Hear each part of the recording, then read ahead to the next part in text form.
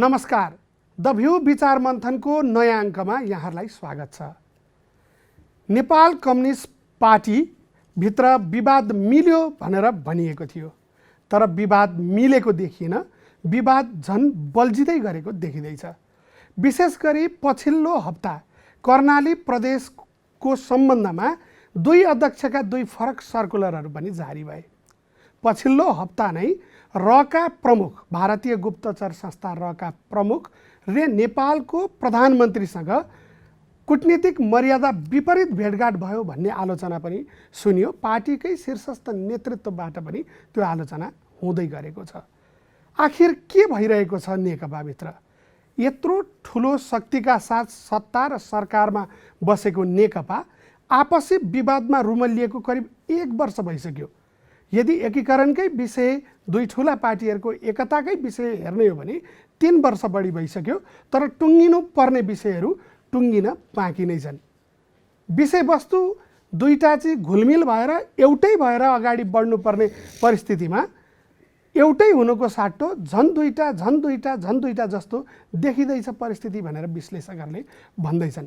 आज हामी यही विषयमा कुराकानी गर्नेछौँ र हामीसँग हुनुहुन्छ नेपाल कम्युनिस्ट पार्टी नेकपाका सचिवालय सदस्य एवं प्रवक्ता नारायण काजी श्रेष्ठ। स्वागत छ यहाँलाई कार्यक्रममा। धन्यवाद।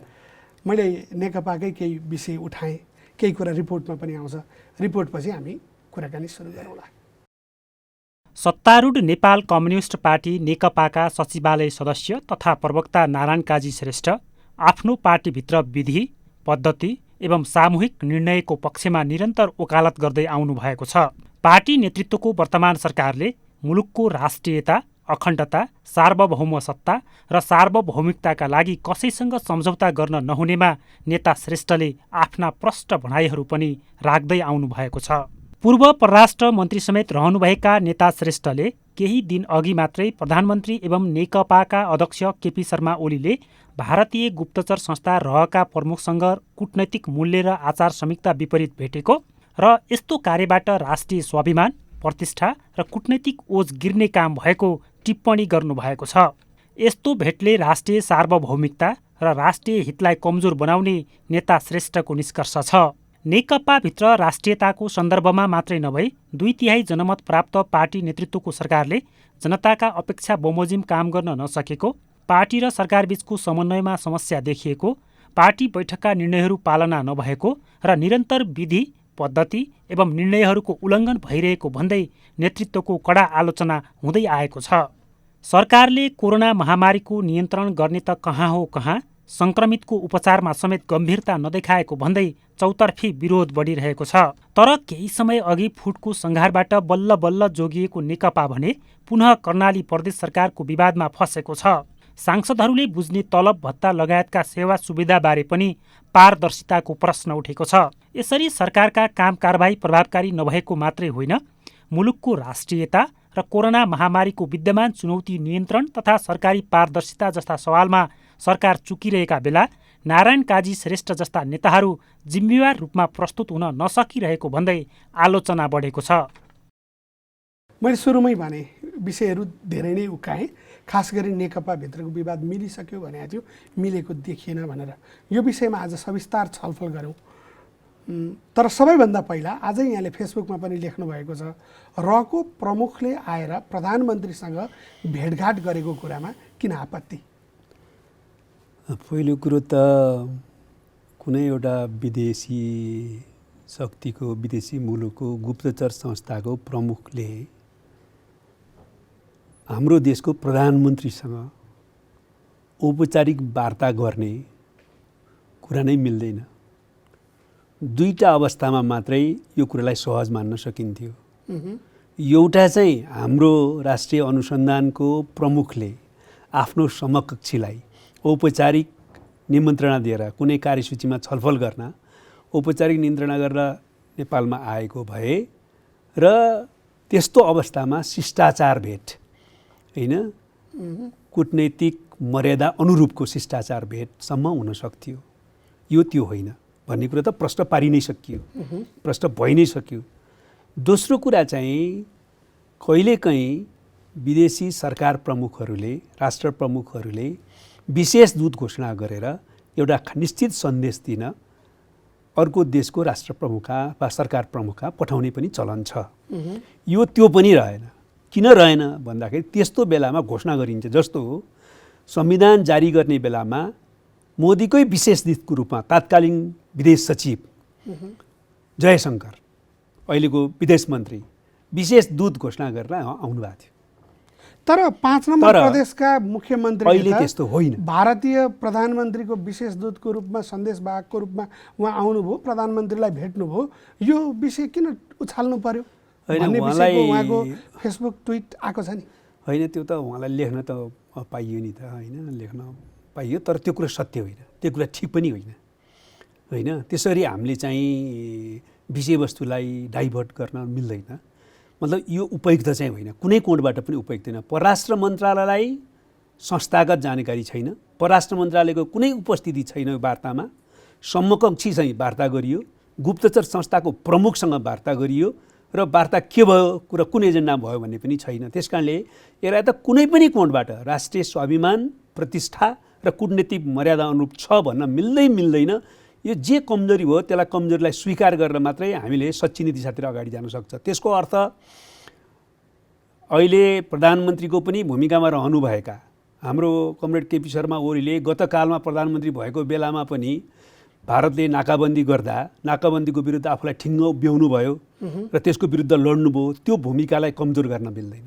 अहिले पनि लिम्पियोद्वारा लिपुलेक र कालापानी सहितको नेपाली भूभाग जो भारतले अतिक्रमण गरेको अवस्थामा थियो, त्यो अतिक्रमणलाई हामीले आफ्नो भूभागको रूपमा भोग गर्ने गरी स्थापित गर्नका निम्ति लिम्पियाद्वारा हाम्रै भूभाग हो भनेर औपचारिक रूपमा सरकारकै तर्फबाट पहिलोपटक अहिले नै भनिएको हो।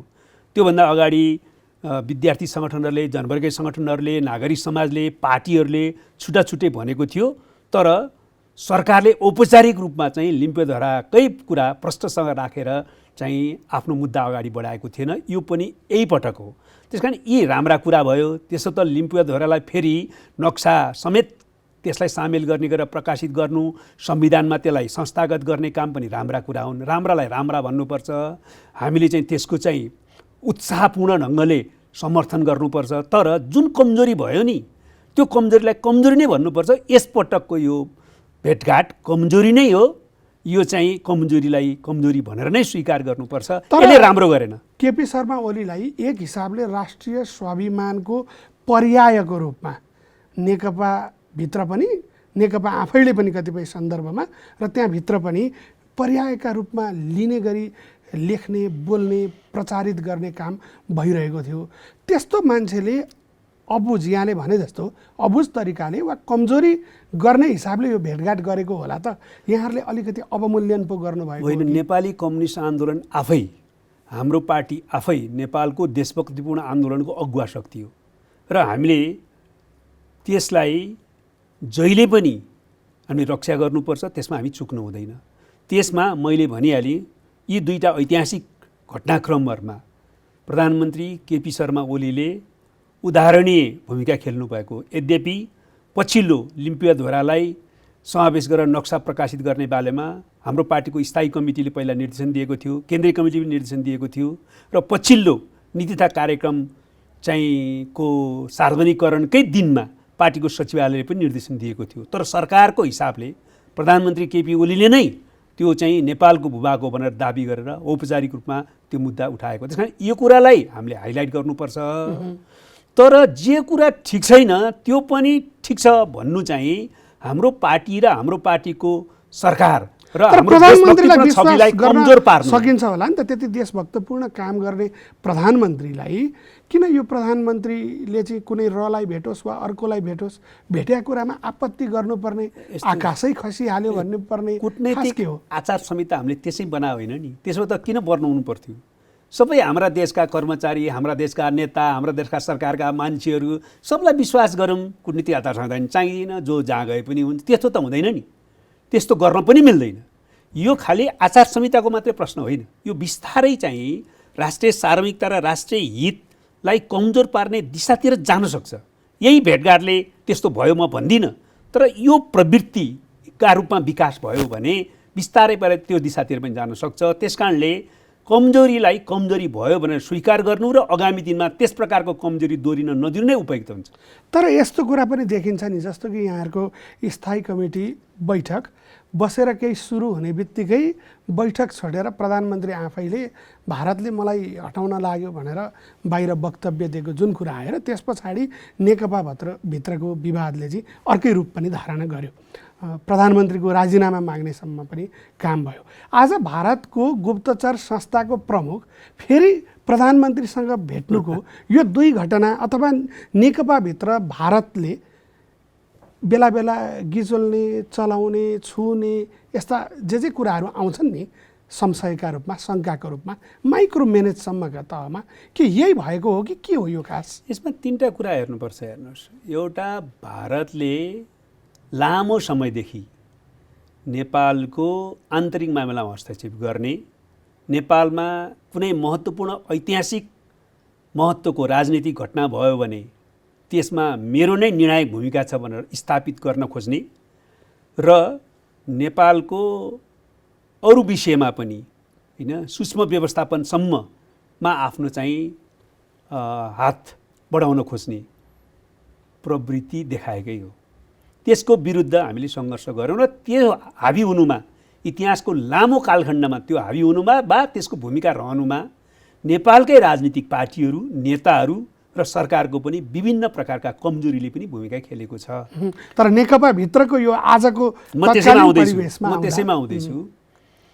त्यो स्थितिमा हामीले संविधान निर्माणको बेलामा सम्पूर्ण राष्ट्रका राजनीतिक पार्टीहरू एकताबद्ध भएर भारतको विरोधका बावजुद संविधान जारी गऱ्यौँ र नाकाबन्दीको विरुद्ध हामी डटेर मुकाबिला गऱ्यौँ र भारतलाई आफ्नो नीति, निर्णय र कामको आत्मसमीक्षा गर्न बाध्यताको स्थितिमा पुर्यायो र त्यो गल्ती भएछ भन्ने ठाउँमा व्यवहारमा पुर्याएर अलिकति पछाडि धकेलेमा हामीले आन्तरिक मामिलामा हस्तक्षेप गर्ने वा यो सूक्ष्म व्यवस्थापनको दिशामा अगाडि आउने कुरामा पछाडि धकेलियो। अब यो अगाडि बढ्छ कि बढ्दैन भन्ने कुरा केमा भर पर्छ भने हामीमा भर पर्छ। अब त पछाडि धकेलिएको छ, हिजो जे गर्यो फाइदा भएन भन्ने पनि देखाएको छ। तर फेरि हामीले कमजोरी गऱ्यौँ, आफ्नो आन्तरिक राजनीतिक प्रयोजनका निम्ति परराष्ट्र नीति, परराष्ट्र सम्बन्ध वा कूटनीतिलाई प्रयोग गर्न खोज्यौँ भने त्यो हाम्रो लागि दुर्भाग्य हुन्छ। त्यसो गर्न हुँदैन।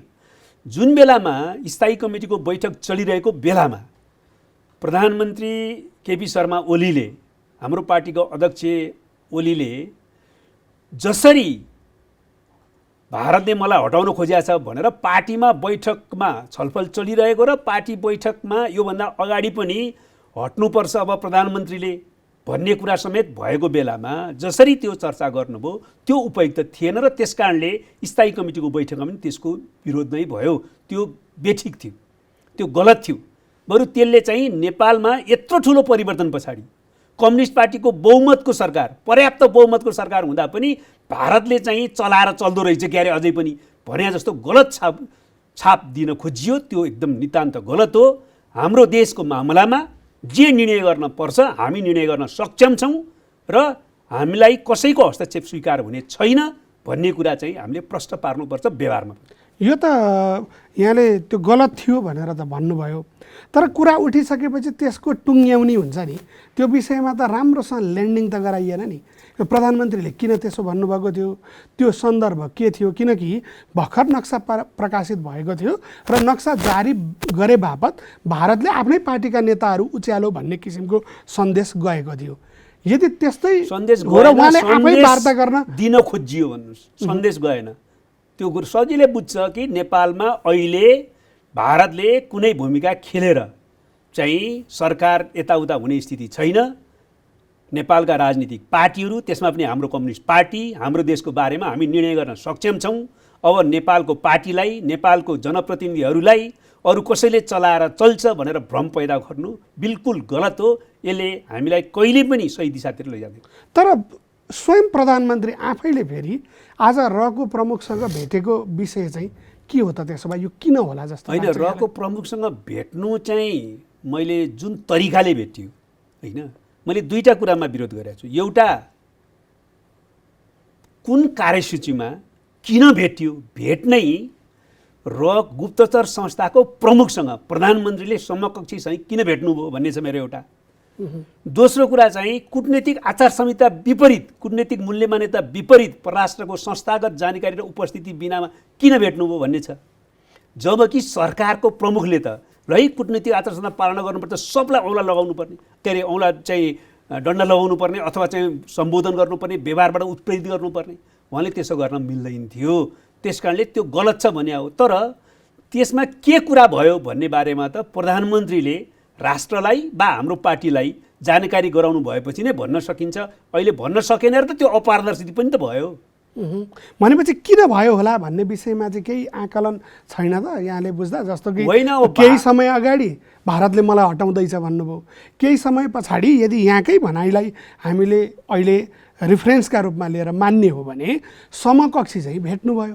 त्यो पनि प्रधानमन्त्रीलाई होइन, उहाँले यहाँले भने जस्तो घोषणा गरेको कुनै दूतलाई होइन, कुनै परराष्ट्र मामलाको कूटनीतिक नियोगको मान्छेलाई होइन, एउटा खुफिया एजेन्सीको प्रमुखलाई सुटुक्क किन होला? अनि त्यो त्यसैले त्यो कुरा चाहिँ अलिकति अपारदर्शी जस्तो भएकै कारणले गर्दाखेरि नै अप्ठ्यारो स्थिति सिर्जना हो भन्न सक्ने स्थिति नै छैन। अब उहाँले चाहिँ नेपाल भारतको सम्बन्ध सुधार गर्न चाहिँ मोदीजीले कुनै सन्देश लिएर आउनु भएको थियो र कुनै सन्देश पठाउनु भयो कि एकदम पोजिटिभली हेर्दा होइन, त्यो भन्न केही सकिँदैन। बा भारतले कुनै चाहिँ आफ्नो स्वार्थका कुनै प्रस्तावहरू लिएर आथ्यो नेपालको धारणा बुझ्न र त्यसबारेमा छलफल भएको हो कि त्यो पनि थाहा छैन। बा नेपालले राखिरहेको एजेन्डा जो सीमा अतिक्रमणको एजेन्डा पनि छ, त्यो एजेन्डाको बारेमा चाहिँ भारतले आफ्नो कुरै मेसेज लिएर आयो कि बा आफ्नो कुनै विचार वा पक्ष प्रस्तुत गर्यो कि त्यो पनि थाहा छैन। त्यस कारणले अथवा गुप्तचर संस्थाको प्रमुखसँग प्रधानमन्त्रीले के वार्ता गर्यो भनेर भेटवार्ता बारेमा चर्चा गर्नुपर्ने दुःखद स्थिति आफैमा हाम्रो लागि चाहिँ उपयुक्त कुरा होइन। तर अरू नेताहरूले पनि सुटुक्क यो त सचिवालयबाट नै जारी भयो, प्रधानमन्त्रीले भेट्नुभयो भन्ने कुरा खुलाखुलस्ता आयो। तर अपारदर्शी तरिकाले लुकेर सुटुक्क आफ्ना गार्डहरू छोडेर अरू नेताहरू पनि जानुभयो भन्ने कुरा आएको छ नि, के हो यो कुरा? यो पटक पनि यो पटक त अरू बेला त देखिन्थ्यो, यो तर यो पटक चाहिँ हल्लै नगरी यो पटक त सबैले बाहिर चर्चा आएपछि खण्डन नै गर्नुभयो नि। खण्डन गर्नु अब चाहिँ माधव नेपालले खण्डन गर्नुभयो, प्रचण्डको सचिवालयको तर्फबाट खण्डन आयो र मैले पनि उहाँहरूसँग बुझेअनुसार र बाहिर सबै बुझ्दाखेरि अरू कसैले भेटेको चाहिँ राजनीतिक नेताहरूले भेटेको देखिन्न। तर म तपाईँले भनेको कुरा जोड दिन चाहन्छु, यसपटक नभए पनि हाम्रो राजनीतिक पार्टीका नेताहरूले यो खुफिया मान्छेहरूलाई, खुफिया अधिकारीहरूलाई भेट्न किन रमाउने होला क्या? राजनीतिक तहमा वार्ता गर्नु, कूटनीतिक तहमा वार्ता गर्नु। मेरो भन्नुहुन्छ भने ठुलै स्तरको खुफियाको प्रमुखहरूले कुनै सन्दर्भमा आफ्नो देशको भ्रमण आउँदाखेरि कूटनीतिक मर्यादाभित्र रहेर शिष्टाचार भेट गरौँ भने 5-10 मिनट भेट्ने एउटा कुरा हो।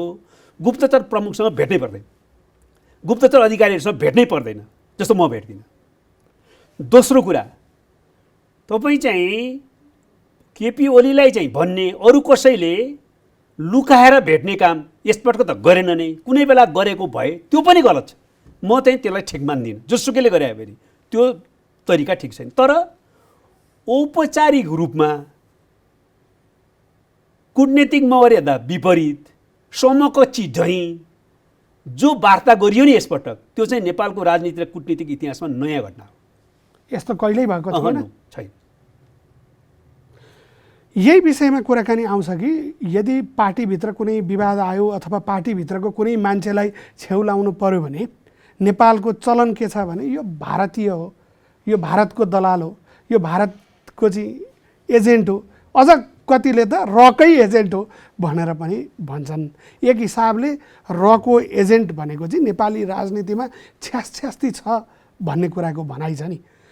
त्यस्तै अघिल्लो पालि अघि पनि हामीले अलिकति चर्चा गऱ्यौँ कि प्रधानमन्त्रीले भारतले मलाई हटाउन खोज्यो भनेर अरूलाई कसैको एजेन्ट बनाइदिने प्रधानमन्त्रीको प्रयत्न।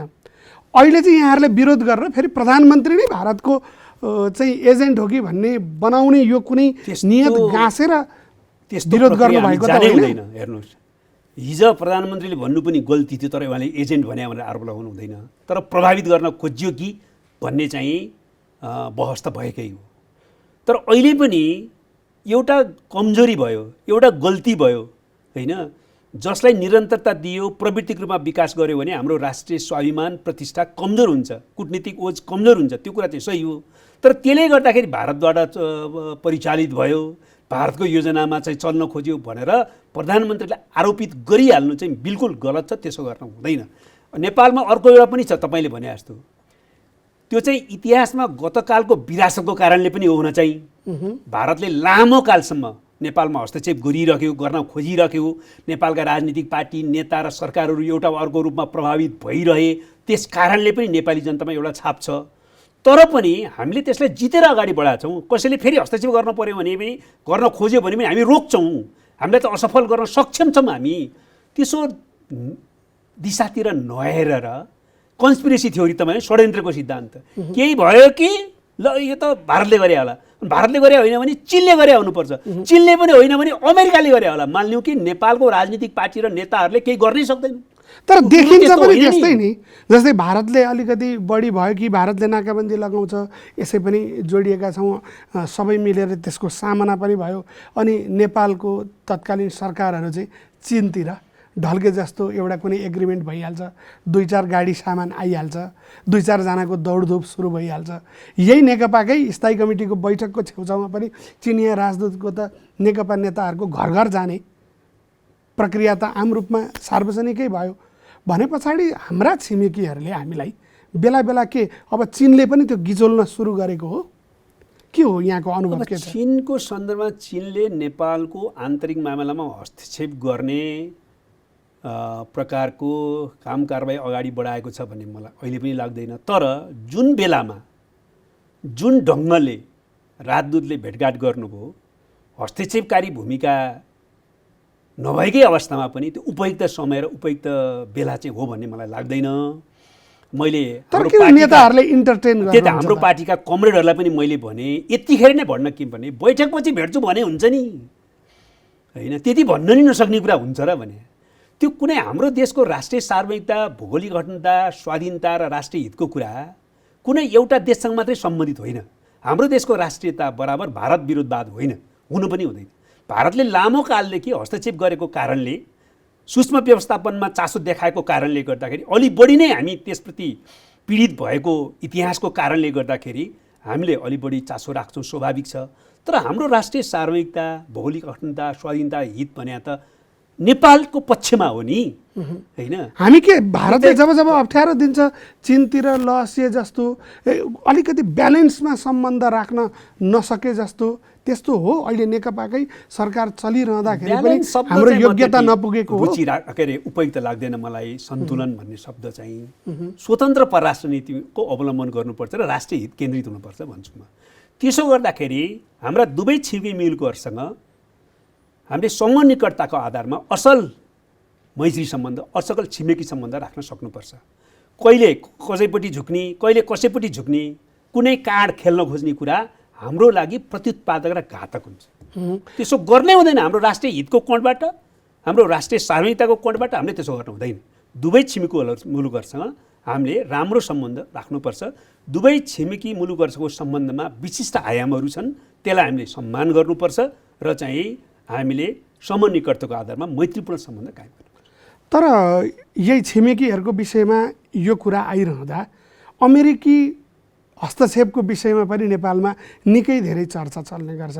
जस्तै एमसिसीकै कुरा आउँदाखेरि अहिले पनि यो के हुन्छ भन्ने विषयमा संशयकै स्थितिमा छ।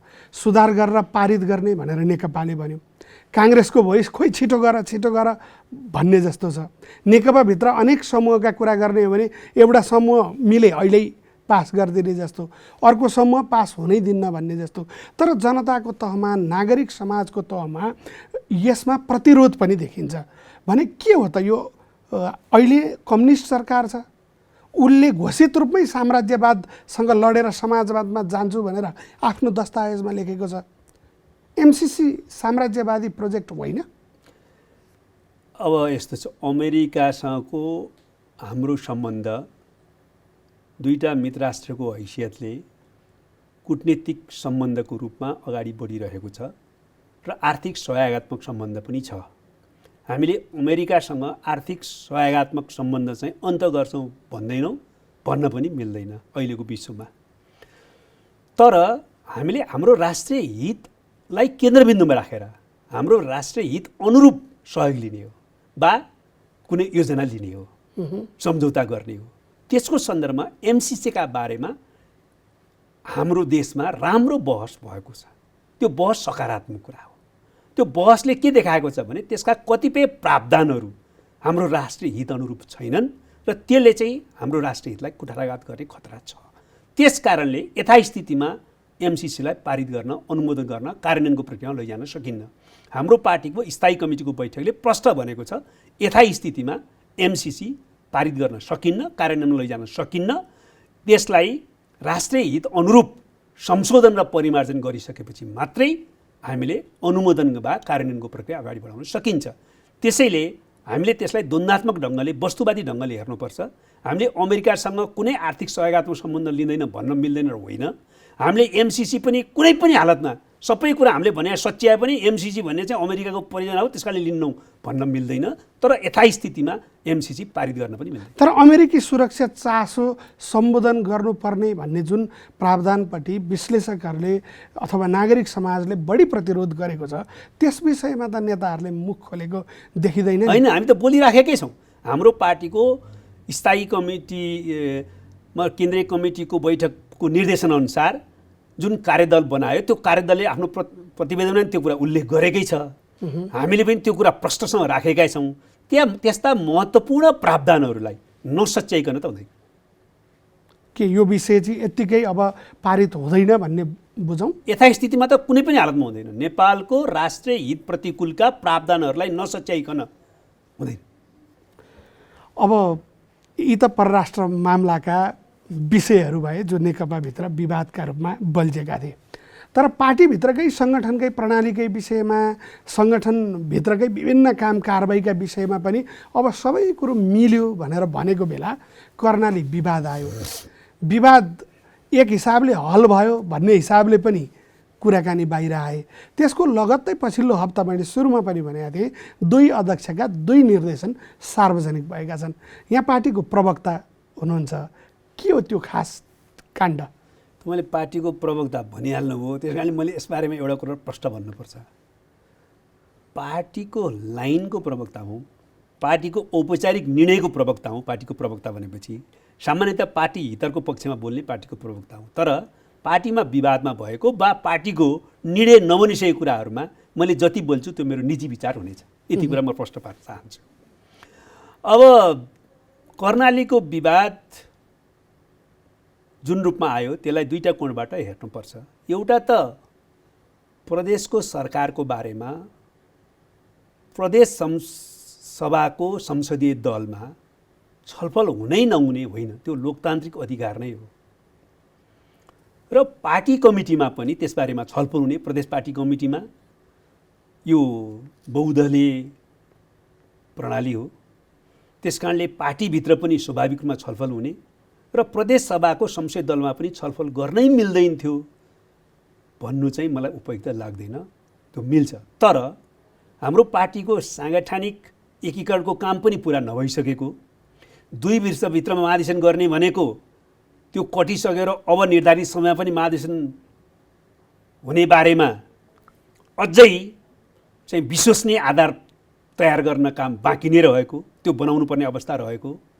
यो स्थितिमा र पार्टी एकता गर्दाखेरि हामीले प्रदेश सरकारहरू चाहिँ पार्टी केन्द्रमा छलफल गरेर यसरी बनाऊ है अहिले भनेर निर्णय गरेको पृष्ठभूमिमा साथीहरूले चाहिँ अलि विवेक पुर्याएर छलफल गर्नु पर्थ्यो भन्ने कुरा चाहिँ हो सम्बन्धित पार्टी कमिटीमा र तर उहाँहरू त सिधै माथि चाहिँ दुई अध्यक्षसँग जोडिएका व्यक्तिहरू विवादमा आउनुभयो। बिचमा माधव नेपालको समूहले चाहिँ विषयवस्तु आफूलाई सजिलो हुने गरी मिलायो भन्ने खबरहरू सञ्चार माध्यममा आए। यसलाई अझ प्रष्ट रूपमा भनिदिनु न। खास कर्णाली विवाद चाहिँ मुख्यमन्त्रीको विपक्षमा जो साथीहरू लाग्नुभयो पार्टीका र पछि फेरि केही जिम्मेवारीबाट मुख्यमन्त्रीले केही मान्छेलाई बर्खास्त पनि गर्नुभयो, अर्को मान्छे नियुक्त गर्नुभयो र प्रधानमन्त्रीले पुरानै गर भन्ने चिठी पठाउनु भयो। अर्का अध्यक्षले होइन त्यस्तो कुनै समझदारी भएको होइन यसमा म भन्नुभयो। दुईटा कुरा भन्न चाहन्छु। पहिलो कुरा त त्यो किन भयो होला भन्ने बारेमा मैले भने मुख्यमन्त्रीको नेतृत्वको सरकारको काम कार्यमा स्वाभाविक असन्तुष्टि पनि भयो होला भनेर हामीले मानिदिनुपर्छ। दोस्रो कुरा, हाम्रो पार्टीमा केन्द्रदेखि तलसम्म गुटबन्दी छ। त्यो केन्द्रसँगै जोडिएको गुटबन्दीहरू छ। त्यो गुटबन्दीहरूले पनि काम गरेन होला भन्न सकिन्न, गुटबन्दीले पनि काम गर्यो होला। त्यसको कुल योगको रूपमा त्यस प्रकारको गतिविधि अगाडि बढ्न खोज्यो होला। जहाँसम्म अहिले त्यसलाई लिएर दुईटा अध्यक्ष कमिटीले दुईटा छुट्टा छुट्टै निर्देशन जारी गर्ने कुरा हो, त्यो दुःखद कुरा हो। तर पनि यथार्थ त्यही हो कि दुईटा चाहिँ निर्देशन जारी भयो। अब कुन हामीले कुन मान्ने त? कार्यकारी अध्यक्षको मान्ने कि प्रधानमन्त्री अध्यक्ष समेत रहेका प्रधानमन्त्रीको? अहिले त्यो मूलभूत रूपमा सल्टिसकेको मूल मुद्दा चाहिँ सल्टिसकेको कारणले प्रदेश कमिटी र मुख्यमन्त्री र प्रदेश सभाका जिम्मेवार साथीहरू बसेर नै सल्लाह गरेर हल गर्नुपर्छ। अर्को विधि छैन। एक त यो संहिता हो होइन, सङ्घीय व्यवस्थामा हामीले चाहिँ त्यही ढङ्गले हल गर्ने प्रक्रियालाई प्रोत्साहित पनि गर्नुपर्छ। दोस्रो कुरा, केही विवाद भयो भने कहिलेकाहीँ तलबाट सृजनात्मक पहल कदमी गरेर आफ्नो अधिकार प्रयोग गरेर पनि समाधान गर्नुपर्छ। त्यो दिएको छ र अधिकार जति सबै यहाँहरूले त दुई ठुला विराट रूपका अध्यक्षहरूमा केन्द्रीकृत गराउनु भएको छ। स्वयं सचिवालय जस्तो छैन, स्थायी कमिटी कुनै निर्णय गर्न सक्ने स्थितिमा छैन। राम कार्कीका भाषामा भन्ने हो भने केन्द्रीय कमिटी जात्रा जस्तो छ, सचिवालय खोपी जस्तो छ। दुई अध्यक्षले जे गर्यो त्यही छ। अब दुई अध्यक्षकै त्यही कुरा आयो। कामहरूको गुणात्मक परिणाम नदेखिएको कारणले आलोचना गर्ने ठाउँ छ र त्यो आलोचनालाई हामीले त्यत्तिकै गरेको आलोचना भन्न मिल्दैन। त्यो आलोचनाको सकारात्मक र सही पक्षहरूलाई ग्रहण गर्दै हामीले सच्याउने दिशातिर जानुपर्छ। तर कर्णालीकै हकमा चाहिँ विवाद भयो। त्यो विवादलाई हल गर्ने सवालमा निर्देशन चाहिँ के निर्णयको आधारमा निर्देशन गर्ने भन्ने बारेमा निर्णयमै विवाद भयो दुईटा अध्यक्षको बिचमा। त्यस कारणले केही समस्या पनि आयो। तर मूलभूत रूपमा मूल मुद्दा हल भएको छ। त्यस कारणले अरू चाहिँ मूल मुद्दा हल भयो कि अब फेरि बल्झिनका लागि पाक्न ठिक्क परेको पिलो जस्तो भएर बसेको छ? होइन, त्यहाँ कर्णालीको हकमा त अविश्वासको प्रस्ताव सम्बन्धी चाहिँ मुद्दा हल भयो। मुख्य त त्यहाँबाट सुरुवात भयो। अरू कुरा केही असन्तुष्टिहरू छन् भने वा अरू मिलाउनु पर्ने कुरा, सम्बोधन गर्नुपर्ने कुरा छ भने सम्बन्धित प्रदेश स्तरको पार्टी कमिटीका नेतृत्व, पार्टी कमिटी र मुख्यमन्त्री र संसद दलका चाहिँ प्रमुख साथीहरू बसेर, प्रमुख अथवा महत्त्वपूर्ण अहिलेका मुद्दाहरूमा जोडिनुभएका साथीहरू बसेर हल गर्नु होला। त्यस्तो होला त? किनभने नेकपामा त अहिले अघि पनि भने सबै कुरा केन्द्रीकृत भइरहेको छ नि। तल कुनै कमिटी प्रणालीका हिसाबले कुनै कमिटी चलेको छ? जिल्ला कमिटी माथिबाट बनेका छन्, जनसङ्गठनहरू माथिबाट बनाएका छन्। माथिबाट पनि हामीले नयाँ ढङ्गले बहस त गर्नै पर्छ। हेर्नुहोस्, नयाँ बहस नगरिकन, नयाँ रूपान्तरणको प्रक्रिया अगाडि नढाइकन, नयाँ समाधानको उचाइमा पार्टीलाई नपुर्याइकन तल मात्रै समाधान के हो? त्यो भनेको नेताका स्वार्थ अथवा भागभण्डा मिलाउने भनेको? किनभने यहाँहरूले नै भने जस्तो लेलिनवादी कमिटी प्रणाली त अहिलेसम्म यो 3 वर्षमा त कहीँ पनि देखिएन त। त्यो सही कुरा हो र त पार्टीमा अहिले छलफल बहस एक स्तरको अन्तरसङ्घर्ष पनि भयो। म तपाईँलाई अब तपाईँले चाहिँ एकदम गहिराइमा गएर चाहिँ प्रश्न गर्न खोज्नु भएको छ र उत्तर त्यस्तो अपेक्षा गर्नु भएको छ। त्यसैले म तपाईँलाई सिधा कुरा भन्छु, हाम्रो पार्टीमा वास्तवमा चाहिँ पूर्व समूह वा पूर्व समयका गुटहरूको अन्तर्विरोध चाहिँ मुख्य भनिन्छ, मलाई त्यस्तो लाग्दैन। त्यसको चाहिँ अवशेषहरू छ। पूर्व समूहको वा पूर्व गुटहरूको वैचारिक अवशेषहरू पनि छन् र संस्कारगत अवशेष केही बढी छ। तर मूलभूत रूपमा चाहिँ अर्कै ठाउँमा छ अन्तर्विरोध हाम्रो पार्टीमा। कुन ठाउँमा छ? त्यो अन्तर्विरोध कस्तो छ भने दुईटा प्रवृत्तिको बिचमा अन्तर्विरोध छ। एउटा प्रवृत्ति कस्तो छ भने हिजो पनि हामी कम्युनिस्ट थियौँ, आज पनि कम्युनिस्ट छौँ। कम्युनिस्ट भएर सङ्घर्ष गरेर यो नेपालको लोकतान्त्रिक क्रान्तिको नेतृत्व गरेर चाहिँ हामीले केही उपलब्धि ल्यायौँ र नयाँ प्रकारको एउटा लोकतन्त्र स्थापित गरेका छौँ, जसलाई संविधानले समाजवाद उन्मुख समावेशी लोकतन्त्र भनेको छ र हाम्रो पार्टीले एक प्रकारको जनताको जनवाद भनेको छ, समाजवाद उन्मुख जनताको जनवाद। अब त्यसलाई चाहिँ रक्षा गर्ने हो, त्यसलाई सामाजिक आर्थिक क्षेत्रमा विस्तारित गर्ने हो, सामाजिक न्यायको समृद्धि हासिल गर्ने हो वा समाजवाद उन्मुख सामाजिक आर्थिक रूपान्तरणको प्रक्रियामा देशलाई अगाडि बढाउने हो, समाजवादको आधार तयार पार्ने र समाजवाद निर्माण गरी छाड्ने हो भन्ने एउटा धारा छ, एउटा प्रवृत्ति छ। अर्को चाहिँ हिजो जानेर नजानेर कम्युनिस्ट भइयो, सङ्घर्ष पनि गरियो, लडाइँ पनि गरियो, केही उपलब्धि पनि ल्याइयो। अब चाहिँ अन्तिम सत्य एक पुँजीवादलाई भोग गर्नु हो, जे पाइन्छ त्यही खाने हो होइन। चाहे पार्टी वा राज्यको पद होस् वा त्यसबाट आर्जन गरिसक्ने सुविधा वा चाहिँ अरू चाहिँ भौतिक पदार्थहरू हुन् होइन। त्यो र सिद्धान्त कम्युनिस्ट पार्टी र समाजवाद चाहिँ ट्रेडमार्कको रूपमा राखिरहने हो भन्ने दुईटा प्रवृत्ति छ यहाँ वास्तवमा। दुईटा छ र मान्छेले एउटै छ त्यो दोस्रो नै छ भन्छ नि। म ठ्याक्कै त्यहाँ आउँदैछु।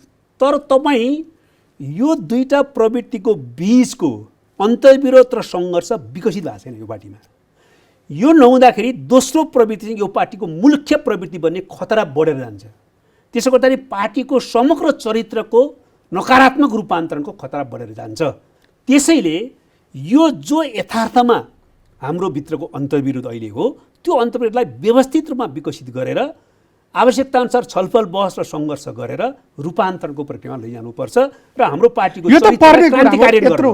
यत्रो वर्ष भयो मान्छे यहाँले नै आकलन गर्नुभएको छ। यति लामो वामपन्थी आन्दोलनको नेतृत्वमा हुँदा कि धेरै त मरेका छन् समाजवादको नाममा, धेरै घरबारविहीन भएका छन्, धेरैको अङ्गभङ्ग भएको छ, धेरैले आफ्नो जीवनलाई धेरै हिसाबले बर्बाद गरेका छन्।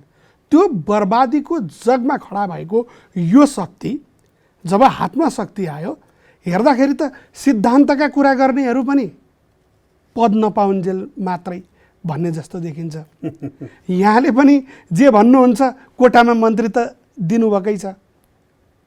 सङ्घर्षमा अनि अरू नेताहरू जो बेला बेला सङ्घर्ष गर्नुहुन्छ, के देखिन्छ भने जब त्यो सङ्घर्षको अन्तिमको टुङ्ग्याउने हुन्छ, मिलान हुन्छ, त्यो भागबण्डामा आधारित हुन्छ र त्यहाँ सङ्गठनको, त्यहाँ विधिको, त्यहाँ सिद्धान्तको, नैतिकताको, मूल्यको प्रश्नमा चाहिँ कसैले पनि ठ्याक्कै गरेको देखिँदैन।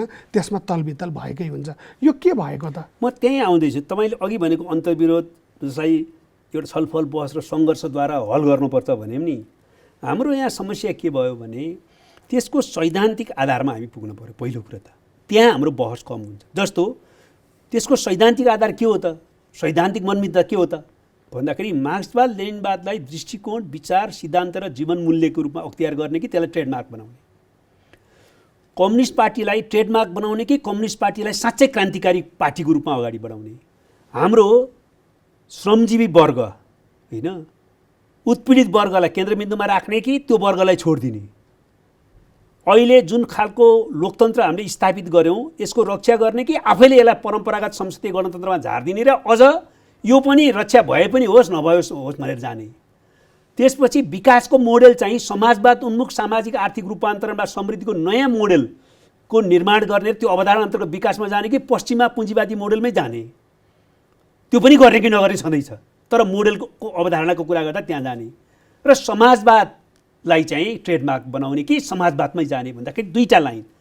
यो दुईटा जो लाइन छ, मार्क्सवाद लेनिनवाद, क्रान्तिकारी कम्युनिस्ट पार्टी, वर्ग केन्द्र, उत्पीडित वर्गलाई केन्द्रबिन्दुमा राख्ने, नयाँ प्रकारको लोकतन्त्रको रक्षा गरेर अझ विकसित गर्ने, समाजवादमुख समृद्धिको मोडेलमा जाने र अन्तत समाजमा जाने। अर्को कस्तो छ भने मार्क्सवाद लेनिनवाद देखाउनलाई हो, त्यो ट्रेडमार्क हो। यो त अघि पनि बताउनु भयो। म भन्छु यसलाई, कम्युनिस्ट पार्टी, वर्ग, अहिलेको लोकतन्त्रको मोडेल र समाजवादको कुरालाई चाहिँ हामीले सैद्धान्तिक रूपमै विचरणको दिशामा जाने ट्रेडमार्क मात्रै बनाउने। त्यस्तो किन भयो त? त्यसको क्लासको कुरा छ क्या। हेर्नुहोस्, वर्ग रूपान्तरण, हाम्रो पार्टीभित्रको वर्ग रूपान्तरणको प्रक्रियाले त्यहाँतिर लैजान उत्प्रेरित गरिराखेको छ।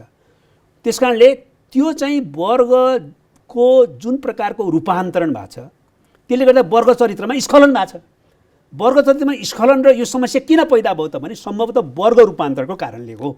भनेको समग्र केही नेतामा वर्ग रूपान्तरण हुँदैमा त यस्तो नहुने होला नि। सिङ्गो पार्टी कोमा आधारित छ त? यदि त्यो क्रान्तिकारी वर्ग त्यहाँ थियो भने त पार्टी त्यस्तै हुन्थ्यो होला। जो रूपान्तरित भए तिनलाई झिकेर चाहिँ तल झार्ने ठाउँ पुग्यो होला। यही कुरा तपाईँले भने यसमा अब दुईटा कुरा छ। एउटा त हाम्रो पार्टी एकदम भर्खर सङ्क्रमणकालीन अवस्थामै छ, एक। दुई चाहिँ छुट पाउँछ पार्टी सङ्क्रमणलाई गाली गरेर अथवा यथार्थ के हो भने छ भनेर छुट पाउँदैन। यत्रो लामो सङ्घर्ष गरेर चाहिँ यो शक्तिमा पुग्ने अनि डेलिभरी दिन नसक्ने, समाजवादतर्फ एक पाइला पनि चाल्न नसक्ने, अनि यसो गर्नु पर्थ्यो भन्ने 3 वर्षको विवादमा कतिचोटि समाजवादका लागि विवाद भयो। होइन, छुट अहिलेको विवाद पनि म भन्दैछु छुट पाउनु हुँदैन। तर यथार्थ के हो भने त्यो पार्टी एकताको सङ्क्रमणलाई अन्त्य भएर अगाडि बढेको अवस्थाभन्दा त्यो अलिकति चाहिँ समस्या बढी हुन्छ भन्ने चाहिँ स्वीकार गर्नुपर्छ एउटा। दोस्रो कुरो, पार्टीको चाहिँ तपाईँको क्रान्तिकारीकरणको निम्ति, पार्टीको रूपान्तरणको निम्ति अब सामान्य एकपटकको बैठकमा उठाएर एउटा महाधिवेशन गरेर मात्र यो हल हुनेवाला छैन। म एकदम गम्भीरतापूर्वक भन्न चाहन्छु, यो चाहिँ 6 सालमा कम्युनिस्ट पार्टी हाम्रो अग्रजहरूले बनाउनु भयो। सामन्तवादको विरुद्धको लोकतान्त्रिक क्रान्ति, पुँजीवादी जनवादी क्रान्तिलाई अगाडि बढाउने क्रममा विभिन्न टुटफुट, पुनर्गठन, संयुक्त मोर्चा हुँदै हामीले आधारभूत रूपमा पुरा गऱ्यौँ। अबको यो एकता चाहिँ नयाँ ऐतिहासिक चरणको क्रान्तिलाई नेतृत्व गर्नको निम्ति भएको हो। तर यो पार्टी पुनर्गठनको ऐतिहासिक पहल मात्रै हो। योलाई अगाडि बढाउनको निम्ति वैचारिक सांस्कृतिक ठुलो रूपान्तरणको अभियान चाहिन्छ। त्यो छिनभरमै हल हुनेवाला छैन, किनभने पार्टी धेरै भ्रष्टीकृत भएको छ। तर मान्छेहरूले भन्छन् यो पार्टीको वैचारिक, यहाँले जुन वैचारिक सांस्कृतिक अभियान भन्नुभयो त्योभन्दा पनि मूलभूत रूपमा आज कोसँग लड्ने, कुन प्रवृत्तिसँग लड्ने भन्ने विषयमा नै, आजको पुँजीवाद बुझ्ने विषयमा नै अन्योल छ र जसले समाजवादतर्फ लानुपर्ने हो त्यो वर्ग नै नेकपामा छैन भनेपछि कसरी यो पार्टी? दोस्रो चाहिँ होइन, तर तपाईँले भन्नुभएको पहिलो त सही हो नि त। यो कससँग सङ्घर्ष भनेको वैचारिक तपाईँको राजनीतिक कार्यदिशा स्पष्ट भयो भने मात्रै तपाईँले सही दिशातिर अगाडि बढ्नुहुन्छ होइन। त्यस कारणले त्यहाँ त समस्या छ। हामीले अन्तरिम एउटा, तर कति समय लगाउने त? यो समय लगाउने 3 वर्ष भइसक्यो। एकता चाहिँ के त? केही मान्छेलाई प्रधानमन्त्री, केही मान्छेलाई ठुलो पार्टीको ठुलो नेता हुन मात्रै बनाएको थियो। त्यही कारणले त बिग्रियो। त्यस्तो होइन है भनेर बहस अगाडि बढाएर हामीले महाधिवेशनमा जाँदाखेरि आधारभूत वैचारिक राजनीतिक कार्यदिशा तय गर्नुपर्ने र चाहिँ विधि पद्धतिमा आधारित र सामूहिक नेतृत्वमा जाने गरी चाहिँ नेतृत्व निर्माण गर्ने कार्यभारलाई आधारभूत रूपमा महाधिवेशनबाट पुरा गर्नु छ। त्योभन्दा अगाडि पनि हामीले कमसेकम न्यूनतम रूपमा अहिले भनेको के हो भने विचार र नीतिको आधारमा हामीसँग जे दस्तावेज छ, जे घोषणापत्र छ, त्यसको आधारमा पार्टी र सरकार चल्ने, विधि र पद्धतिको आधारमा संस्थागत ढङ्गले पार्टी र सरकार चल्ने र यो पार्टीमा कम्युनिस्ट मूल्य मान्यता र प्रगतिशील मूल्य मान्यताको एजेन्डा सिद्धि नै सक्यो। अब त्यो एजेन्डा चाहिँ बाँकी नै छैन यो पार्टीमा भन्ने स्थिति नहोस् है, त्यो पनि एजेन्डामा छ भनेर अहिलेको छलफल बहस गर्न खोज्यौँ।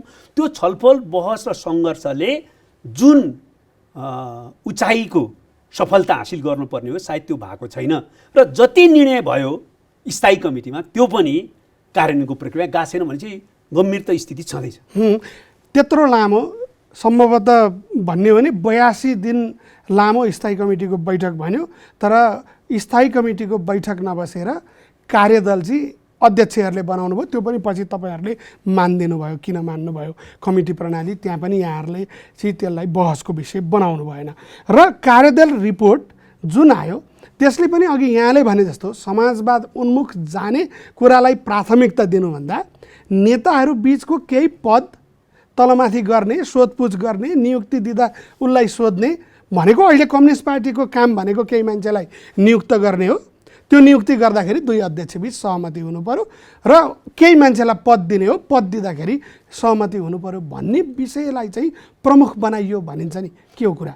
अहिले स्थायी कमिटीको निर्णयका सन्दर्भमा मैले भन्ने कुरा के हो भने त्यसले 3टा कुरालाई सम्बोधन गर्न पर्नेमा दोस्रो बुँदामा हामीले गुणात्मक निष्कर्षमा पार्टीलाई पुर्याउन सकेनौँ भन्ने कुरा सत्य हो। 3टा भनेको एउटा चाहिँ पार्टी एकताको रक्षा।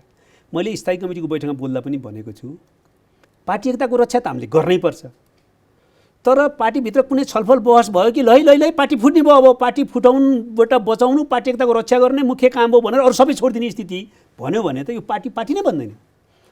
पार्टीमा एकता कसको लागि भन्ने प्रश्न उठ्ला। त्यही कारणले त यही काम अहिले जे देखिँदैछ, मान्छेहरूले जे विषयमा आलोचना गरिरहेका छन् त्यही कामका लागि यो पार्टी चाहिन्छ। होइन, अब यसलाई रूपान्तरणै गर्नुपर्छ नि। यसले अहिले सही दिशातिर लैजानलाई ठुलो सङ्घर्ष गर्नुपर्छ, मेहनत गर्नुपर्छ, हामी सबैले मिलेर गर्नुपर्छ। सङ्घर्ष पनि कुनै एउटा प्रवृत्ति वा कुनै एउटा पक्षसँग एउटा कुनै व्यक्तिहरूको विरुद्ध मात्रै, सबै हाम्रै विरुद्ध पनि सङ्घर्ष गर्नुपर्छ हामी आफैले पनि र रूपान्तरण आफै विरुद्ध सङ्घर्ष त कसले गर्छ र? गर्नु, किनभने यहाँभित्र त्यो वर्ग जसले समाजवाद चाहन्छ, माओले त्यही कारणले पछाडि असाध्यै ठुलो आह्वान गर्नुभयो, नारा दिनुभयो कि कम्युनिस्टहरूले सबभन्दा पहिला आफूलाई नै क्रान्तिको पहिलो निशाना बनाउनुपर्छ। दुनियाँ चाहिँ सबै भत्काइदिन्छु, सम्मै बनाइदिन्छु, राम्रो बनाइदिन्छु, आफूलाई चाहिँ हेर्नै नपर्ने हुन्छ र भने। त्यस कारणले यो मूल जहाँनिर समस्या छ त्यो प्रवृत्ति विरुद्ध सङ्घर्ष गर्ने होला, हो पनि, तर हामी सबै पनि त्यसबाट अछुतो छैनौँ। धेर थोर कमी कमजोरी सहित सौर यो पार्टी बिग्रिया छ, हामी सबै पनि रूपान्तरित हुने सङ्कल्प। कसले गर्छ त यो यत्तिकै कुनै नेताले उपदेश दिएर राम्रो कुरो दस्तावेजमा लेखेर त यो हुनेवाला छैन। सङ्घर्ष कसले गरिदिन्छ? जस्तै यहाँहरू सचिवालयमा हुनुहुन्छ, यहाँहरूले नै कमिटी प्रणाली स्थापित गर्नको निम्ति ल हामीले त चलाउने मात्रै हो, विधानको स्पिरिट यो होइन, स्थायी कमिटीको बैठकमा लैजाउँ भन्ने कुराको देखिने गरी पहल कदमी गरेको देखिन्छ। धेरै पटक भएको छ। स्थायी कमिटीलाई लैजानुपर्छ भनेर हामीले लडेका छौँ। कतिपय कुरा स्थायी कमिटीले निर्णय गर्नुपर्छ भन्ने कुराहरू त्यसै स्थायी कमिटी आ पनि छैन। स्थायी कमिटीको बैठक कुनै बैठक स्थायी कमिटीको बैठक जसरी बसेको छ, यहाँलाई कमिटी प्रणाली छ भनेर ढुक्कका साथ दुनियाँका अगाडि नेपाल कम्युनिस्ट पार्टीको तर्फबाट भन्न सक्नुहुन्छ। स्थायी कमिटीको बैठकमा छलफल बहस पनि राम्रै भएको छ, तर यो पटकको स्थायी कमिटीको बैठक बिचमा जुन ढङ्गले जानु पर्थ्यो, सहज स्वस्थ बहसको रूपमा जानु पर्थ्यो, त्यो ढङ्गले जान सकेन। पछाडि स्थायी कमिटीले चाहिँ पार्टी एकता नै गडबड हुन लाग्यो क्या भनेर भन्ने स्थिति जस्तो चाहिँ अप्ठ्यारोमा पुगेको भनेर त्यो कुरा ल्याइएपछि चाहिँ पार्टी एकताको रक्षा गरौँ, यथास्थितिमा गुणात्मक परिवर्तन गरौँ, पार्टी र सरकारमा कसरी हुन्छ त? मुद्दा र एकता चाहिँ भर्सेस जस्तो, त्यही कारण त यही कुरा दुईटा बेग्लै टिम जस्तो, मुद्दा बेग्लै चिज, एकता बेग्लै चिज। एकताका लागि मुद्दा छोड्ने हो भने किन पार्टी? यही कुरा त स्थायी कमिटीको बैठकमा मैले बोलेँ भने नि तपाईँलाई, विचार कम्युनिस्ट कुनै पनि पार्टीमा, त्यसमा नि कम्युनिस्ट पार्टीमा त विचारको बहस अनिवार्य हुन्छ। त्यो चालक शक्ति हो जसले विचारलाई परिमार्जन गर्छ, सङ्गठनलाई चाहिँ सुदृढीकरणको दिशातिर लिएर जान्छ। तर विचारको बहस भयो कि चाहिँ त्यो चाहिँ अब पार्टी फुट्नुभयो भन्ने र त्यसपछि चाहिँ फेरि विचारको बहसलाई स्वस्थ र रूपान्तरणमुखी बनाएर अगाडि बढाउनु सट्टा त्यसलाई थातिराख्ने जो स्थिति बन्छ त्यो गलत हो। तैपनि हामीले अहिले तिनवटा कुरा, एउटा पार्टी एकताको रक्षा गरौँ, एउटा पार्टी र सरकारमा यथास्थितिमा परिवर्तन गरौँ र चाहिँ महादेशको तयारीमा जाउँ भनेर 3 बुँदे निष्कर्ष निकाल्यौँ। त्यो निष्कर्षका आधारमा अगाडि बढ्ने सवालमा जो स्पिरिट देखा पर्नु पर्थ्यो, जो प्रकारको सकारात्मक भाव र प्रवृत्ति कार्यान्वयनको प्रक्रियामा आउनु पर्थ्यो, त्यो नआउनु चाहिँ अहिले निकै दुःखद र चुनौतीपूर्ण कुरा हो हाम्रो लागि। केही गरी लोकतान्त्रिक मूल्य मान्यताको पनि अगुवा दस्ताको रूपमा कम्युनिस्ट पार्टीलाई मानिन्छ। यहाँकै सन्दर्भमा पनि पछिल्लो प्रतिनिधि सभाको निर्वाचनमा यहाँ गोर्खाबाट पराजित हुनुभएको थियो। त्यस पछाडि राष्ट्रिय सभामा जान त फेरि यहाँले पनि खुट्टा उचाल्नुभयो, एउटा परिस्थिति आयो। किन 5 वर्ष कुर्न सकिँदैन? यहाँ आफैले पनि यो मूल्यको कुरा गर्नुभएको छ, यो लोकतन्त्रको कुरा गर्नुभएको छ, यत्रो पार्टी शुद्धिकरणको कुरा गर्नुभएको छ, तर नारायण काजी श्रेष्ठ आफै 5 वर्ष चाहिँ चुनाव हारेको मान्छे पद बिना बस्न सकेन भन्ने एउटा प्रश्न छ नि। यसमा मैले दुईवटा कोणबाट हेर्छु। जो साथीहरूले चाहिँ राष्ट्रिय सभामा पनि नगएको भए पनि हुन्थ्यो भन्नु र सकारात्मक ढङ्गले सुझाव दिनुभएको छ, त्यसलाई मैले सहज रूपमा लिन्छु, स्वागत पनि गर्छु। दोस्रो कुरा, तर यसलाई चाहिँ हाम्रोमा एकदम सतै ढङ्गले हेर्ने बुझ्ने आरोप लगाउने चलन पनि भयो।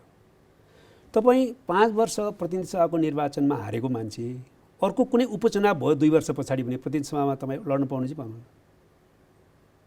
कानुनी रूपले एउटा कुरा, कानुनी रूपले होइन, कानुनी रूपले होइन, नैतिक रूपले पनि प्रतिनिधि सभामा चुनाव हार्यो, 2 वर्षपछि प्रतिनिधि सभा अर्को चुनाव हुने भयो, त्यहाँ लड्न पाइन्छ कि पाइँदैन? वैधानिक रूपले मात्रै होइन, नैतिक रूपले लड्न मिल्छ प्रतिनिधि सभा। त्यस्तै नेपालको सङ्घीय व्यवस्था छ र दुई सदन छ हाम्रो, त्यसको 2टा सदनको छुट्टै छुट्टै औचित्य छ, नत्र भने प्रतिनिधि सभा मात्रै राखे हुन्थ्यो। फरक निर्वाचन प्रणाली छ। मान्छेहरू के भन्छन्, अब झ्यालबाट भन्छन्, त्यसको नै निर्वाचन 2 वर्ष पछाडि प्रतिनिधि सभाको अर्को उपचुनावमा लड्नुहुन्छ भने 2 वर्ष पछाडि अर्को सदनको निर्वाचन प्रक्रियामै जानु किन नहुने? वैधानिक मात्रै कुरा गरेको छैन मैले, नैतिक प्रश्न तर पनि। मनोनित गर्दा पनि यहाँहरुको जस्तो म पार्टीले भन्छु फेरि चुनाव हारेकैलाई गर्यो भन्ने आरोप छ नि त। प्रतिनिधि सभाकै निर्वाचनमा हारेको, प्रतिनिधि सभाकै निर्वाचनमा अरू कुनै कोटाबाट मनोनित भएको भए यो भन्न मिल्थ्यो। कुरा सुन्नुभयो त? प्रतिनिधि सभाको निर्वाचनमा हारेको 2 वर्ष पछाडि अर्को सदनमा निर्वाचनकै विधिबाट जानु नैतिक रूपमा पनि ठिक होइन। यद्यपि त्यहाँ गएर मैले गुणात्मक रूपमा के चाहिँ काम गर्न सक्छु होला र नगा भए पनि हुन्थ्यो नि भन्नेलाई मैले सकारात्मक रूपमा चाहिँ स्वागत गर्छु। तर यसलाई यो कोणबाट हेर्नुपर्छ। दोस्रो पनि छ मेरो कुरा, यो पदको बारेमा नि, पदमुखी प्रवृत्ति, पदलोलुप प्रवृत्ति, पदको निम्ति जे पनि गर्ने प्रवृत्ति घातक गलत छ। तर पद चाहिँ चाहिँदैन भन्नु र पदमा जो गए पनि यो पदलोलुप हो भन्नु गलत हो। नत्र भने तपाईँ राज्यलाई रूपान्तरणको साधन कसरी बनाउनुहुन्छ? त्यसपछि कोही पनि नजानु पर्यो नि। जानसाथ त्यो पदमुखी हुने भयो, जानसाथ त्यो पदलोलुप हुनुभयो। तर काम गर्न नसक्दा पनि बसिरहनु चाहिँ के हो? एक्ज्याक्ट, त्यो चाहिँ गलत हो। जस्तो त्यही कुरा पनि यहाँले भन्छ नि, नारायण काजीको कोटामा गिरिराजमणि पोखरेल भन्ने कुरो त आइरहेको हुन्छ नि। भनिरहन्छन्। हेर्नुहोस् एउटा कुरा त्यस्तो छ, हेर्नुहोस् होइन, मैले यसमा भन्न चाहन्छु, यो मैले सबैलाई भनेको, पदमा जसरी पनि पुग्ने, जसरी पनि टिक्ने, पदलाई चाहिँ जिम्मेवारीको रूपमा होइन, आफ्नो तथाकथित इज्जत प्रतिष्ठा, शान शौकत, सत्ता शक्ति र चाहिँ अरू भौतिक पैसा आदि इत्यादिको निम्ति प्रयोग गर्ने कुरा चाहिँ पदलोलुप भ्रष्ट प्रवृत्ति हो। तर राज्य पदहरू छन्, त्यो पदहरूलाई जिम्मेवारीको रूपमा लिएर त्यो जिम्मेवारी चाहिँ जनता र देशका प्रतिको जिम्मेवारी हो भनेर जनताको सेवा गर्ने र समाजलाई परिवर्तन गर्नेको निम्ति पदमा जानु, ठिक ढङ्गले जानु उपयुक्त नहुन्छ, आवश्यक पनि हुन्छ। नत्र भने त बन्दैन। यो त बडो लुपचुप लाएर बस्न सकिन्छ क्या, तर त्यसले हुँदैन भन्ने एउटा कुरा ठिकै छ। अब यहाँ यो पछिल्लो पालि चाहिँ तलब भत्ता फिर्ताको कुरा हो। चैतदेखि यहाँले तलब लिनुभएको छैन भन्ने कुरा पनि आएको छ। तर मान्छेहरूले के प्रश्न गर्छन् भने पारदर्शी हिसाबले वैधानिक रूपमा आएको पैसा फिर्ता गर्ने अनि जिन्दगी चाहिँ अपारदर्शी ढङ्गले चलाउने कुरा, यो त राम्रो भएन। फेरि यहाँकै सन्दर्भमा कुरा गर्दा अरूले त थुप्रै नेताहरूले श्रीमतीले कमाएको भनेर भन्छन्, यहाँ त आफू अविवाहित पनि हुनुहुन्छ, कसरी घर खर्च चलाउँदै हुनुहुन्छ? ए ठिक, यसमा पहिलो कुरा त मेरो दृष्टिकोणमा दुईवटा पक्ष छ। एउटा पक्ष चाहिँ राम्रो काम देख्नै सक्दैन यो समाजको एउटा तबकाले। पहिला दसैँ भत्ता फिर्ता गरे त हो त दसैँ भत्ता नलिनुपर्ने हो भनेर समर्थन गर्नु पऱ्यो नि। किन फिर्ता गरे? यसले देखाउनलाई फिर्ता गऱ्यो भन्ने छ। यहाँ मैले बैठक भत्ता लिनु हुँदैन भनेर भने होइन, त्यो त राम्रो गर्यो भन्नु सट्टा पहिला चाहिँ क्वेसनबाट सुनि एउटा तबका छ। यहाँ मेरो पहिलो प्रश्न छ भने म सांसद नहुँदा कसरी खाथी होला भनेर सोधे भन्थ्यो नि। मैले यो बिचमा 2012 देखि होइन करिब 20सम्म 8 वर्ष सांसद नहुँदाखेरि म बाँचेको थिएँ नि त। एकछिनलाई म के भन्छु भने एकछिनलाई त्यो पनि म पारदर्शी नै भन्छु अहिले। तर 8 वर्ष त बाँचेको थियो, अर्को 1 वर्ष चाहिँ सांसदको नलिकन बाँच्न सकिन त त्यो कोणबाट। तर प्रश्न पारदर्शिताको उठेपछि कुनै नेताले जवाफ त दिनुपर्छ म भन्छु। त्यसै कारणले तेस्रो कुरा के हो भने मेरो त सरल छ। मैले पहिला चाहिँ पार्टीले घरबाट दिन्थ्यो, मेरै पार्टीले।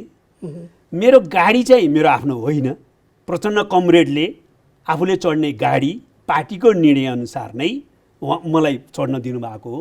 तेल खर्चदेखि सबै पार्टीले नै दिने हो होइन। पार्टी एकता भएपछि अलिकति समस्या भयो, यो के गर्ने भन्ने भएपछि मैले सचिवालयको बैठकमा प्रस्ताव राखेको थिएँ, लौ न यो समस्या हल गर्न पर्यो। जब म सांसद पनि थिएन र चाहिँ यो पार्टीले के गर्ने त भन्ने बारेमा निर्णय पनि नभइसकन सचिवालयको बैठकमा मैले धेरै पटक प्रस्ताव राखेँ, यो हल गर्न पर्यो। कि त मैले कुनै काम गर्नुपर्छ, लेखेर कुनै चाहिँ अब एउटा ढङ्गले चाहिँ अरू कुनै व्यवसायमा संलग्न भएर केही न केही चलाउनु भन्न पर्यो, होइन भने कसरी गर्ने। जबकि तेस्रो कुरा पनि छ मेरो कि म जीवन चलाउनलाई मात्रै होइन, चुनावमा पनि दलाल र ठुला पुँजीपतिहरूसँग पैसा लिन्न भनेर सार्वजनिक घोषणा गरेको छु। कुनै एकटा देखा पर्नु पऱ्यो नि मसँग चाहिँ ल्याएको छ भनेर। जीवन चलाउनुको कुरा छोड्नुहोस्, आम चुनाव पनि लिन्न, मैले सार्वजनिक घोषणा गरेको छु कुरा। भने चाहिँ मेरो त्यो स्थितिमा पछिल्लो अवस्था अहिले चाहिँ अप्ठ्यारो छ, अहिले अप्ठ्यारै छ। अप्ठ्यारोको बिचमा पनि मैले कसरी हल गरेको छु त अहिले भन्दाखेरि चाहिँ मेरो दाजुभाइहरू छन्, कस्तो भने बाँच्नै नसक्ने भनेपछि दाजुभाइहरूले 5-10 हजार यसो दिउँ भन्ने स्थिति हुँदो रहेछ। यो अस्थायी हो होइन, अरू केही हुँदैन होइन।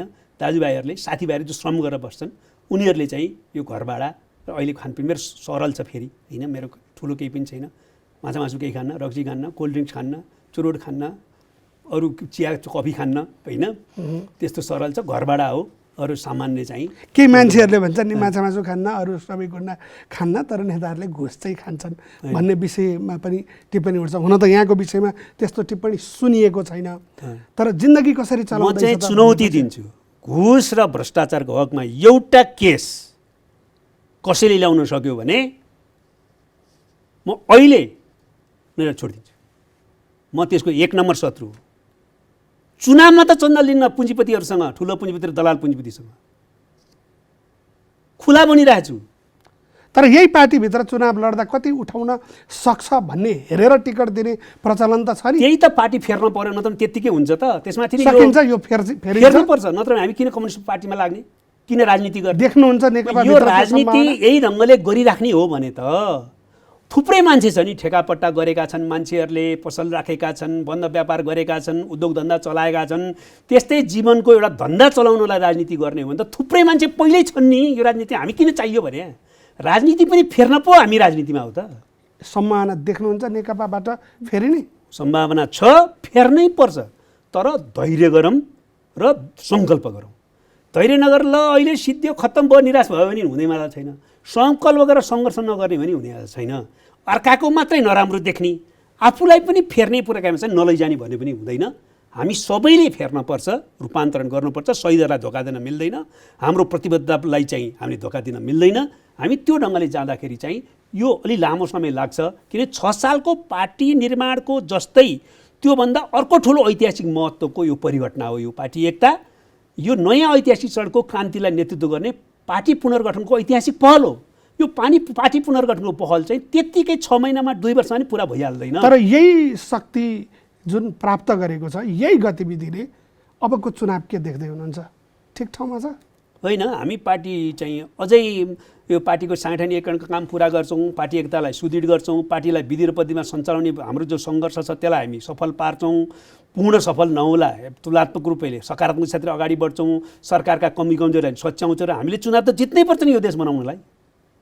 हस्, समयका लागि धेरै धेरै धन्यवाद। धन्यवाद। आज हामीले कुराकानी गऱ्यौँ नेपाल कम्युनिस्ट पार्टीका प्रवक्ता नारायण काजी श्रेष्ठसँग। आज विजया दशमीको 9औं दिन, भोलि टीका। हामीले अघिल्लो पालि पनि भनेका थियौँ कि यो दशैँ सुरक्षित रहेर सबैले मनाउनु होला, हामी सुरक्षित रहौँ, सामाजिक भौतिक दूरी कायम राखौँ, आफूलाई सुरक्षित राखेर नै यो कोरोना महामारी विरुद्ध हामी लड्न सकिन्छ। अर्को हप्ता यसै समय फेरि हामी उपस्थित हुने नै छौँ।